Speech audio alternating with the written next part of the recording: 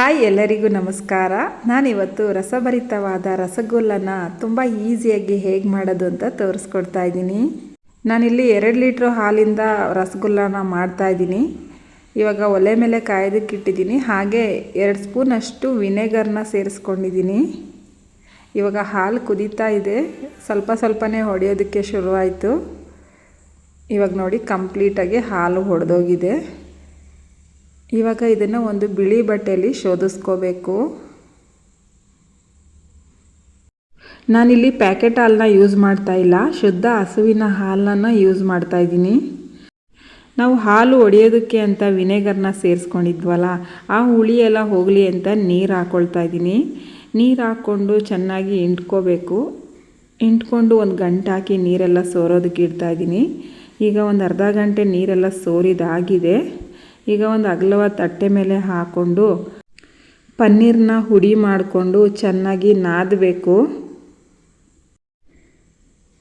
ಇದು ನಾದೋದಕ್ಕೆ ಸ್ವಲ್ಪ ಟೈಮ್ ತೊಗೊಳುತ್ತೆ. ಚೆನ್ನಾಗಿ ಸಾಫ್ಟ್ ಆಗೋವರೆಗೂ ನಾದ್ಕೊಂಡ್ರೆ ಉಂಡೆ ಚೆನ್ನಾಗಿ ಕಟ್ಟೋದಕ್ಕೆ ಬರುತ್ತೆ. ಹೊಸ್ದಾಗಿ ಯಾರಾದರೂ ಟ್ರೈ ಮಾಡ್ತಾಯಿದ್ರೆ ಅರ್ಧ ಲೀಟ್ರ್ ಹಾಲಿಂದ ಟ್ರೈ ಮಾಡಿ. ಚೆನ್ನಾಗಿ ಬಂದಮೇಲೆ ಜಾಸ್ತಿ ಕ್ವಾಂಟಿಟಿಲಿ ಮಾಡ್ಕೋಬೋದು. ಪನ್ನೀರು ಗಂಟು ರೀತಿ ಇರುತ್ತೆ. ಕೈ ಹಸ್ತದಿಂದ ಚೆನ್ನಾಗಿ ನಾದ್ಕೋಬೇಕು. ಉಜ್ಜಿ ನಾದ್ಕೊಂಡ್ರೆ ಫುಲ್ ಸಾಫ್ಟ್ ಆಗುತ್ತೆ. ಆವಾಗ ಉಂಡೆ ಕಟ್ಟೋದಕ್ಕೂ ಈಸಿ ಆಗುತ್ತೆ. ಇವಾಗ ನಾದ್ಕೊಂಡಿದ್ದಾಗಿದೆ. ಮೀಡಿಯಮ್ ಸೈಜಲ್ಲಿ ಉಂಡೆ ಕಟ್ಕೊಳ್ತಾ ಇದ್ದೀನಿ. ಇದು ಪಾಕಕ್ಕೆ ಹಾಕಿ ಕುದಿಸ್ಬೇಕಾದ್ರೆ ಇನ್ನೂ ದಪ್ಪ ಆಗುತ್ತೆ. ನೋಡಿಕೊಂಡು ಮೀಡಿಯಮ್ ಸೈಜಲ್ಲಿ ಉಂಡೆನ ಮಾಡ್ಕೋಬೇಕು. ಮನೇಲಿ ಏನಾದರೂ ಹಾಲು ಒಡೆದಿದ್ರೆ ವೇಸ್ಟ್ ಮಾಡ್ದಿರ ಅದರಲ್ಲೂ ಕೂಡ ಇದೇ ರೀತಿ ರಸಗುಲ್ಲನ ಮಾಡ್ಕೋಬೋದು. ಉಂಡೆಗಳು ಮಾಡ್ಕೊಂಡಿದ್ದಾಗಿದೆ. ಒಂದು ತಟ್ಟೆಗೆ ಎತ್ತಿಟ್ಕೊಳ್ತಾ ಇದ್ದೀನಿ. ಹಾಗೆ ಇವಾಗ ಪಾಕ ಮಾಡೋದಕ್ಕೆ ಸ್ಟವ್ ಮೇಲೆ ಒಂದು ಪಾತ್ರೆ ಇಟ್ಕೊಂಡು ಅರ್ಧ ಕೆಜಿ ಸಕ್ಕರೆನ ಹಾಕ್ಕೊಂಡು ಅದಕ್ಕೆ 1/4 ಲೀಟ್ರಷ್ಟು ನೀರನ್ನು ಸೇರಿಸ್ಕೊಳ್ತಾ ಇದ್ದೀನಿ. ಇವಾಗ ಒಂದು 3-4 ಏಲಕ್ಕಿನ ಜಜ್ಜಿಬಿಟ್ಟು ಹಾಕ್ಕೊಳ್ತಾ ಇದ್ದೀನಿ. ಪಾಕ ಕೂಡ ಚೆನ್ನಾಗಿ ಕುದೀತಾ ಇದೆ. ಈಗ ಉಂಡೆಗಳನ್ನ ಸೇರಿಸ್ಕೊಳ್ತಾ ಇದ್ದೀನಿ. 2 ಲೀಟ್ರ್ ಹಾಲಿಗೆ ಇಲ್ಲಿ 33 ಉಂಡೆಗಳಾಗಿತ್ತು.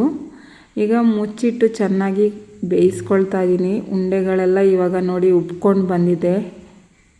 ಎಷ್ಟು ಚೆನ್ನಾಗಿ ಉಬ್ಬಿದೆ. ಉಂಡೆ ಕೂಡ ಎಲ್ಲೂ ಒಡ್ಕೊಳ್ತಾ ಇಲ್ಲ. ಚೆನ್ನಾಗಿ ನಾದೋದ್ರಲ್ಲೇ ಇರೋದು. ಚೆನ್ನಾಗಿ ನಾದ್ಕೊಂಡ್ರೆ ಪರ್ಫೆಕ್ಟಾಗಿ ರಸಗುಲ್ಲ ರೆಡಿಯಾಗುತ್ತೆ. ತುಂಬ ಟೇಸ್ಟಿಯಾಗಿತ್ತು. ಒಂದು ಸಲ ಟ್ರೈ ಮಾಡಿ. ಇಷ್ಟ ಆಗಿದ್ದರೆ ಲೈಕ್ ಮಾಡಿ, ಶೇರ್ ಮಾಡಿ, ಕಮೆಂಟ್ ಮಾಡಿ. ಹೊಸದಾಗಿ ವಿಡಿಯೋ ನೋಡ್ತಾ ಇದ್ದರೆ ಪ್ಲೀಸ್ ಸಬ್ಸ್ಕ್ರೈಬ್ ಮಾಡಿ. ವಿಡಿಯೋ ನೋಡಿದ್ದಕ್ಕಾಗಿ ಧನ್ಯವಾದಗಳು. ನಾನು ಸಿಗ್ತೀನಿ ಮುಂದಿನ ವಿಡಿಯೋದೊಂದಿಗೆ.